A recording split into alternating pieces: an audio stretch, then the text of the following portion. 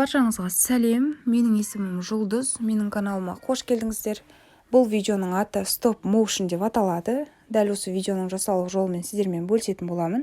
Ол үшін видеоның соңына дейін қараңыздар.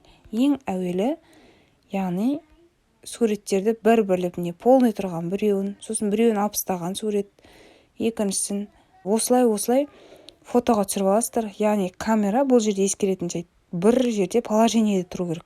Камера яғни қимылдамау керек.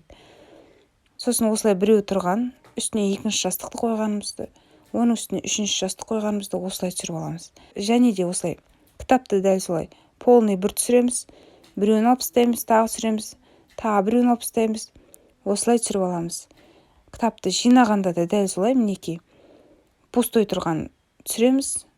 Осы жерге бірінші кітапты қоямыз, екінші кітап, үшінші кітап, осылай түсіріп аламыз. Барлығын түсіріп алғаннан кейін иншотқа барамыз. Иншотқа барып видео дегенді басамыз, новый, жоғары жағынан фотоны таңдаймыз да, өзіміздің таңдап алған фотоларымызды қоямыз бір-бірлеп, барлығын белгілеп аламыз.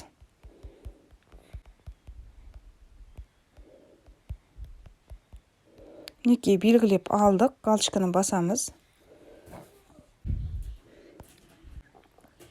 Мінекей қойылды. Енді время дегенге барып, сол жағына қарай бұрып, 3-ке болмаса 4 секундқа қоямыз да, сол жағында 2 галочканы басамыз, применить ко всему дейміз.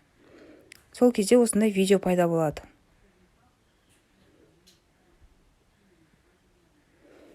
Бұл видео Stop Motion деп аталады. Қателеріңізге жарасын. Менің каналым сіздерге ұнаса, лайк басып тіркеліп алыңыздар. Алдағы уақытта түрлі видеоның жасалу жолымен бөлісетін боламын. Бұл видеоға сіздер кез келген өзіңіздің киіміңізді, болмаса балалардың ойыншығын деген сияқты өзіңіздің қиялыңызға ерік беріп, түрлі етіп жасауыңызға болады.